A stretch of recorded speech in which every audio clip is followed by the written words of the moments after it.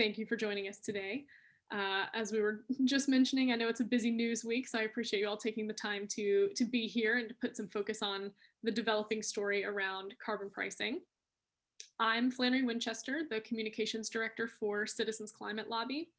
And I wanted to just kick things off by highlighting the most recent report from the International Monetary Fund, which called for a $75 global carbon price floor by 2030.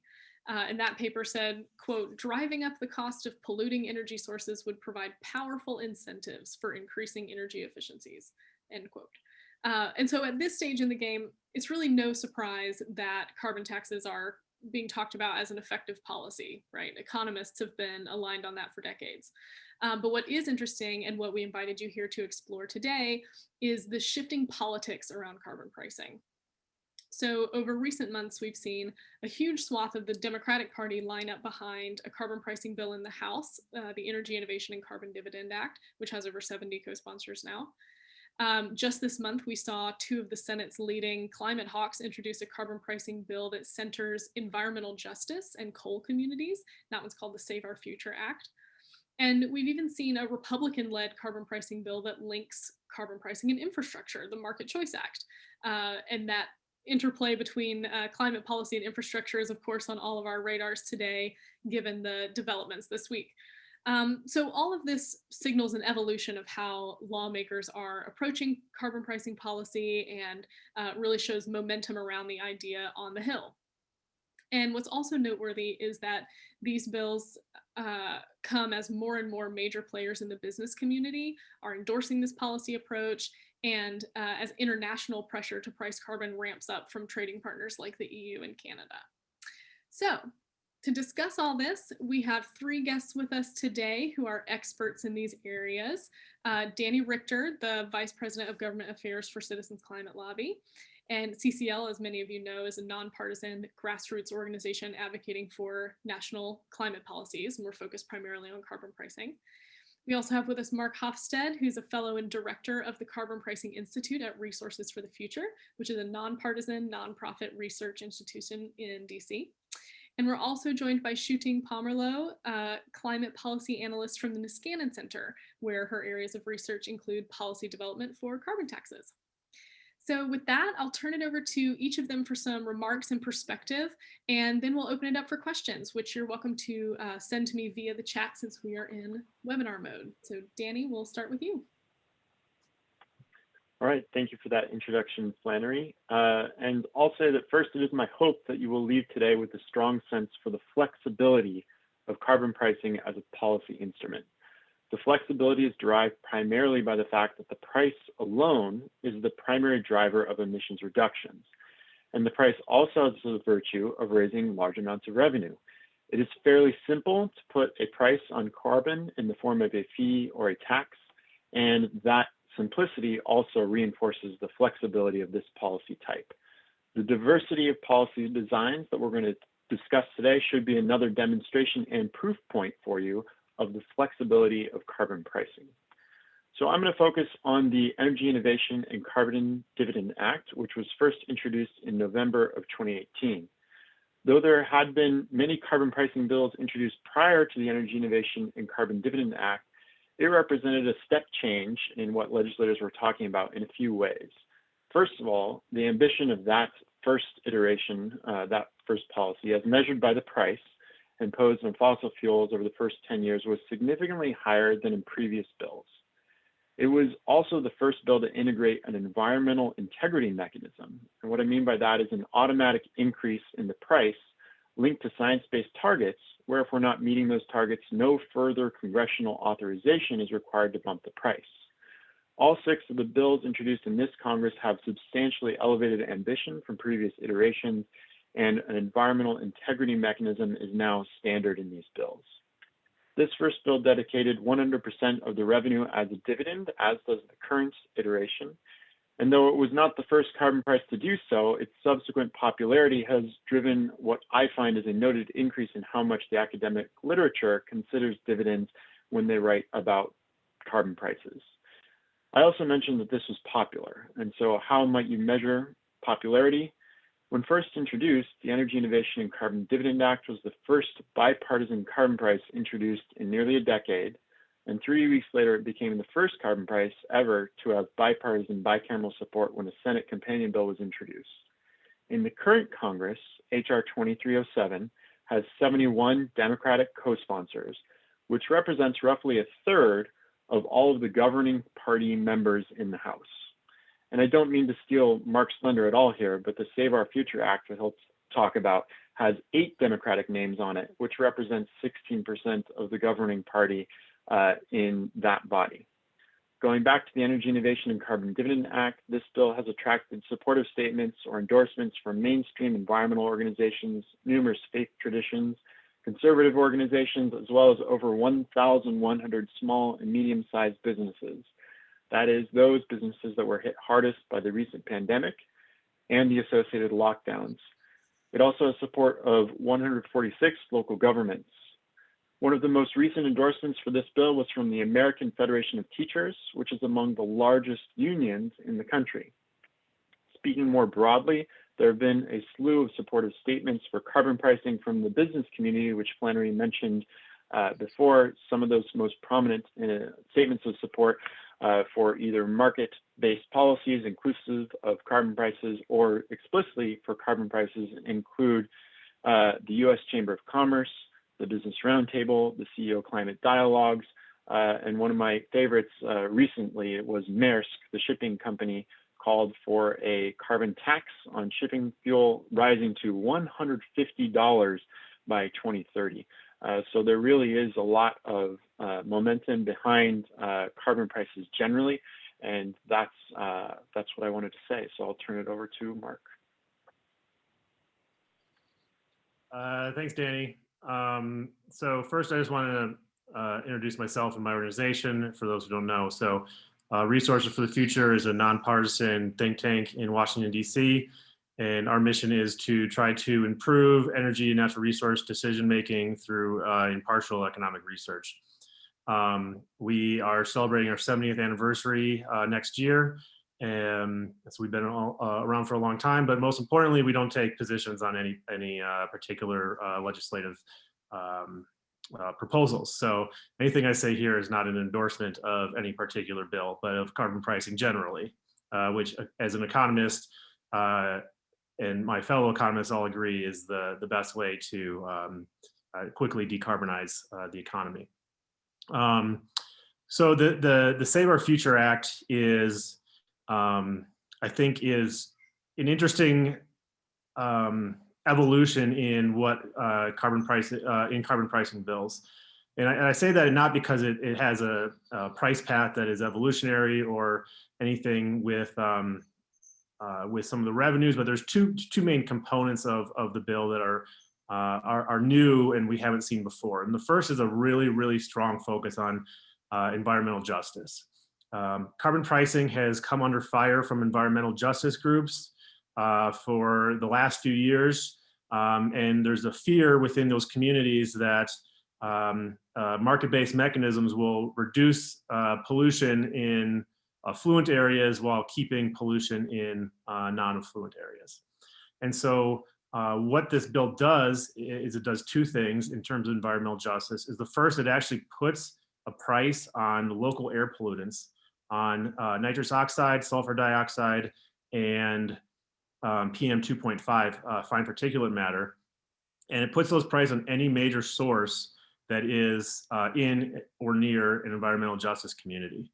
And so this is something we've not seen in any other carbon pricing bill before. So that's a new thing. And that's directly targeted to the idea that we can't reduce our carbon dioxide nationally while maybe increasing our local air pollution in EJ communities. Although that's to be debated whether or not that would actually happen under a carbon price, but this is directly dealing with those worries. And the other thing it does in terms of environmental justice is all the revenues from the local air pollutant revenues, and as well as some of the revenues from the carbon price, from the price on carbon dioxide, that is, are going to direct investment in environmental justice communities. And those investments can take a number of ways. I think it takes about 10 pages to explain all the different ways that the money can be invested in those communities, so I won't go through that. But this is the first bill that directly targets environmental justice communities through some of the revenue, and including the revenue from the novel price on local air pollutants. And also just say the other thing is that one of the reasons why people haven't thought about pricing local air pollutants previously is that measuring the source of local air pollutants is really hard. And so one of the things the first thing the bill does is it makes sure that all major sources as defined under by the EPA under the Clean Air Act have to report their emissions. And so those are monitored and measured in a appropriate manner so they can actually apply the price. And the second thing that the bill does, which is something that is new, which is the other kind of novel piece of the Safer Future Act, is a very what I've heard described as a platinum package for energy workers. And so what this is it creates an office within the Treasury that I think it's called the Office of Energy Veterans.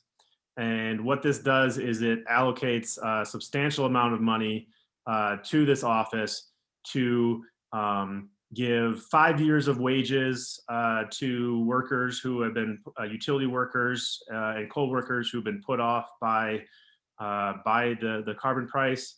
It pays for benefits for a number of years, health benefits. It helps invest in their children's college savings accounts and a number of other things. And so this is like a new office that would be created with a sole focus on treating our energy workers the same way we would treat our war veterans.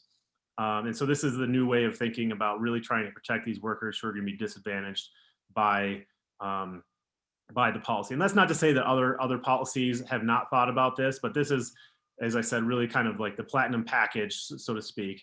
And importantly, it actually does have support from the Utility Workers Union of America. So they worked hard to make sure that they had that type of support. So finally, I just want to put a plug in for some of what we've been doing at RFF. So if you have any questions about carbon pricing generally, we have an explainer series, which is about 8 or 9 pieces that go from varying levels of depth that try to answer questions on carbon pricing, including kind of what are the effects on different sectors, what are the effects on human health in terms of local air pollutants, what are the effects on employment, kind of some deep dives into impacts on transportation and electric power sectors. We also had a video we released earlier this week. It's a 4-minute video kind of on the basics of carbon pricing. We also have a carbon pricing bill tracker, which tracks all the bills that have been introduced in the 116th and 117th Congress. Kind of shows you where the similarities are between the bills and where the differences are. And then finally, we have a carbon pricing calculator, which has all the bills that were introduced in the 116th Congress. And so you can compare them in terms of what the impacts would be on emissions, revenues, GDP, and some other things. And so with that, that's about all I have to say. So thank you. Thank you so much, Mark. And I'll just reinforce your plug for those resources. I know that we found them very useful, and at CCL, and our volunteers enjoy them, and would definitely recommend that reporters check those out if they have not yet. All right, and now we'll move on to hear from Shooting and the Niskanen perspective on all of this. Thank you, Flannery. I will give you a quick overview of the Market Choice Act, and then I'll move on to other discussions very quickly. Representative Fitzpatrick and Representative Carvajal reintroduced the Market Choice Act last month. This bipartisan legislation, mainly for infrastructure projects.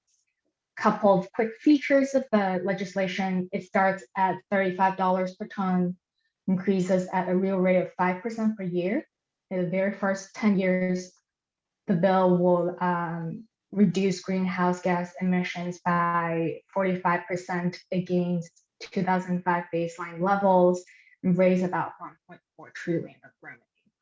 The bill also eliminates the federal gas tax and replaces it with the carbon tax, allocates about 1 trillion of the revenue to infrastructure funding.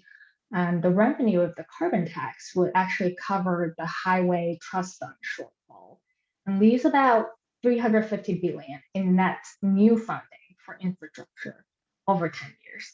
Additionally, the Market Choice Act, the revenue from the carbon tax would also fund energy innovation, carbon capture and storage, state block grants to protect low-income households. I'm sure my fellow panelists, Mark and Danny, would agree with me that a carbon tax is a great climate policy. Economists agree that it's most efficient, effective, and we've been gaining increasing support from the business and finance community. Also, it raises a significant amount of revenue that can be used in different ways. It also has great advantages over command and control regulations. The first aspect is it's more economically efficient, allows pollution sources with various abatement costs to achieve emissions reductions very efficiently. The next advantage a carbon tax has over command and control regulations is really it's less vulnerable to legal and administrative challenges. Jonathan Adler has published a great paper talking about the legal and administrative challenges of command and control regulations compared to the fiscal instruments like a carbon tax or spending. If you haven't had a chance to read the paper, I strongly encourage you to check out the paper on the Niskanen Center website. He came to the conclusion that it would be a strategic mistake to prioritize regulatory policies over fiscal policies to address climate change, if the goal is to address climate change quickly. The last advantage I would say carbon tax has over regulations is really it allows for a carbon border adjustment to be combined with a domestic tax, and really level the playing field between domestic and foreign producers. Right now, the bipartisan infrastructure proposal doesn't seem to include a carbon tax. However, the Biden administration has also proposed more than 1.8 trillion in additional spending on education, childcare, and paid family leave policies. As families are moving on to work on this bill, it's important to consider a carbon tax as a good option to raise the revenue to pay for these provisions. I think I would like to conclude by saying that I think Biden should probably rethink his tax pledge. In his campaign and also earlier this year, he promised not to raise taxes for anyone making less than $400,000. But this no tax pledge is really preventing, I would say, good tax policies and for funding and infrastructure proposals, such as indexing the gas tax for inflation, user fees like a vehicle mileage tax, and also a carbon tax. The administration says raising the corporate income tax would not violate the pledge, but according to the Tax Policy Center, if the corporate income tax rate increases, a majority of middle-income households would actually face a tax increase. So I think it's important for the administration to really rethink this tax pledge and make way for good tax policies and climate policies. Thank you. Great, thank you so much. And so now we will open it up for questions. And predictably, we have a question already about yesterday's infrastructure deal and how that plays into or relates to carbon pricing. So the question is generally, where do you see carbon pricing fitting into these negotiations over infrastructure? And given the news of yesterday's deal, do you think that makes it more likely that climate policy will happen through reconciliation? And if so, what does that mean for carbon pricing? And we can open this up to anybody who wants to weigh in. Well, I'll start. I mean, I think that bipartisanship is our preferred way of operating. So we're excited that Democrats and Republicans have come to an initial deal. I think that there are details that still needs to be written out into legislation, and so I think that we're going to see more about this moving forward. I do still think that there's an opportunity for a carbon price to play a role, perhaps in this bill or perhaps in subsequent bills. As I think we've all pointed out, I think Shooting made this point most clearly. This can raise a lot of revenue, and it is as you're raising revenue, that the price, as I tried to make the point of, that's the main thing that is driving down emissions.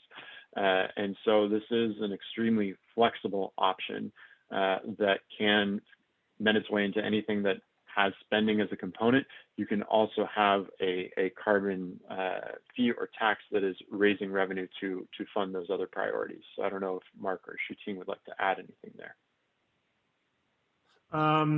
I don't think I have any insight on whether or not yesterday's legislative deal can pave way for a carbon price. I would just say my guess is if that was the case, it would probably be a much lower carbon price than the bills that have been introduced. Just something as more of a pay for rather than as a true climate policy. And the other thing I just say is that carbon pricing compared to other climate policies is reconciliation friendly.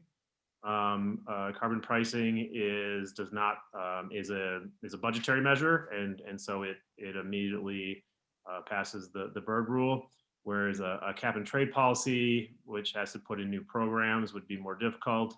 And there's a clean energy standard that people have been proposing. I just read on one of my morning newsletters that there was a clean energy standard introduced yesterday. But a clean energy standard going through reconciliation isn't really a clean energy standard. It's a system of tax credits and subsidies that looks like a clean energy standard, but really isn't.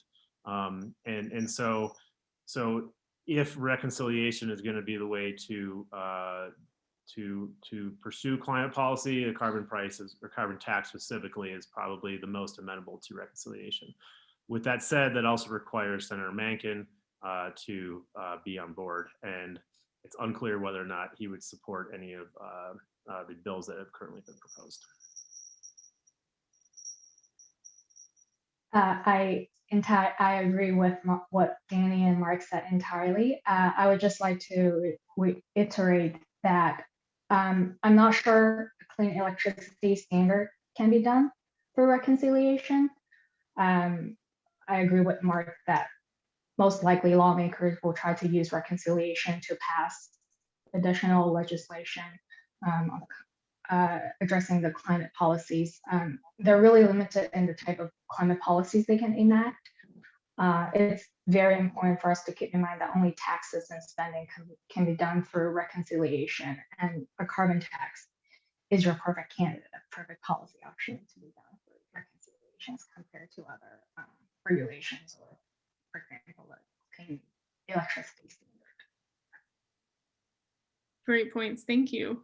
One thing still on the clean electricity standard sort of topic, they're often talked about as if a CES is in direct opposition to a carbon tax. Sometimes I see this in articles where people will mention, oh, well, the administration has been talking about a clean electricity standard, and they will position that as if that means they're opposed to a carbon tax, or other groups, they will sort of contrast those two policies. Do you see the policies as contrasting, or is there a world where they could work in tandem?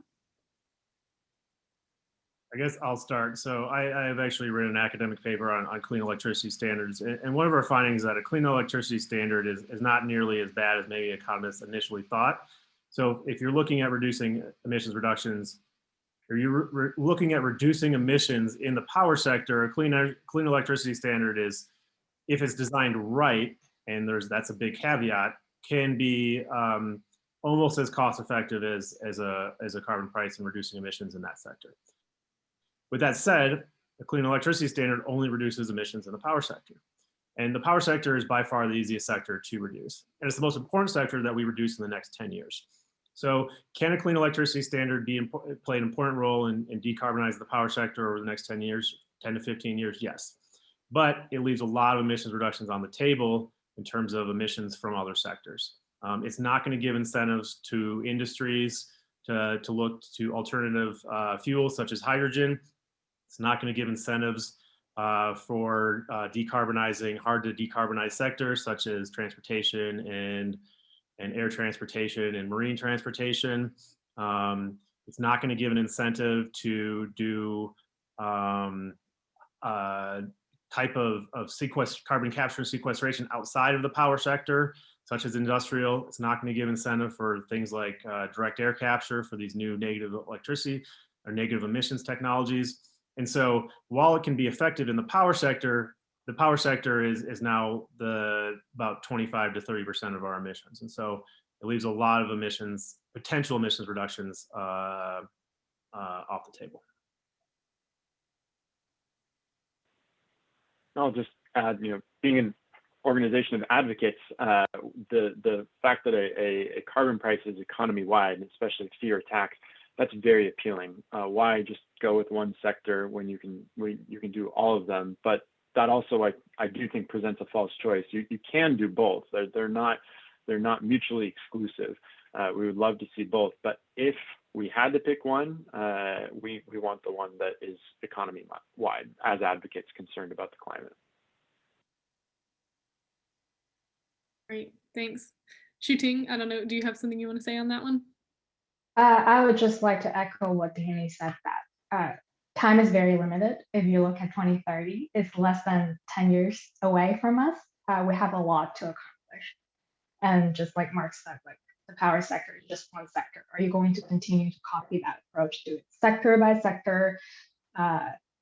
Maybe read Jonathan Etler's papers again, like it takes forever, subject to administrative delay regulations. If the goal is to bring down emissions reductions, achieve emissions reductions very quickly, effective, achieve the ambitious climate goals laid out by the Biden administration, it's important for us to choose the better approach. Gotcha.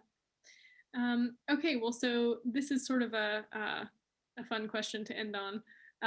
The bills that we've talked about today and the different approaches to carbon pricing are all, they sort of manifest in really different ways. And so if you were a member of Congress yourself, which elements of these bills would you prioritize? We can just do a quick little round robin here at the end. I guess I'll start. So again, not advocating for any particular proposal, but I think a carbon price needs to have some type of border adjustment to get industries on board. If you don't have a border adjustment, I think you'll lose support from industries. I think you need to have what Danny called an environmental integrity mechanism. I like to call it a tax adjustment mechanism, and I've written some papers on it. I think that is going to be important to get support from progressive environmental groups who are really worried about quantity reductions and guaranteeing quantity reductions. And I think appeasing the concerns of both affected workers and environmental justice communities is going to be important. Whether that's going to look exactly like the Save Our Future Act, I'm not sure. But I think if you do all those four things, you're starting to build a coalition that can be big enough to support passage of a policy.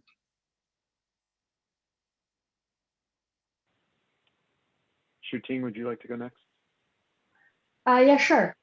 I think Mark has brought a couple of very important points. I would like to add that it's important. Carbon tax ensures that low-income households would not be disproportionately burdened by the tax itself. So some of the revenue could be used as rebates back to households. And also, I think it's important for lawmakers to keep in mind how they can provide relief and assistance to the communities that will be impacted by a carbon tax, especially those communities working on the fossil fuels industry. How do they transition away from relying on fossil fuels to other industries? And from our perspective, we've been consistent messaging to Congress. We have two bottom lines. Number one is you have to take a big chunk out of emissions, and number two, you have to take care of the bottom 40% of earners in the United States. And the way you take care of emissions is by having a robust price. So that a strong price is the most important thing there. We have traditionally advocated for a strong dividend going into that, but that isn't the only way to address the low-income households. It's just the easiest to understand. We know it's very popular. We saw that again and again with the direct payments to households throughout the pandemic. So that's just one way you can do it. But those are two bottom lines. And since Mark brought up border carbon adjustments, I'll just point out that of the 36 developed economies in the world, there are only 2 that don't have a national carbon price. And so the United States is increasingly isolated among our peer countries here. And with the EU and Canada starting to figure out, they're calling it a carbon border adjustment mechanism. Once they figure that out, other countries are going to figure this out, and it's going to be increasingly problematic, increasing expenses for American businesses who are trading in foreign markets. So I do think that Mark is right to highlight the border carbon adjustment mechanism, but just the fact of having the carbon price may be the biggest thing to level us up and catch us up with the rest of the developed world. Great. Well, we are out of time for today. I just want to say again, thank you so much, all of you, for sharing your expertise, Shooting, Mark, Danny. Really appreciate it. I'm sure this will be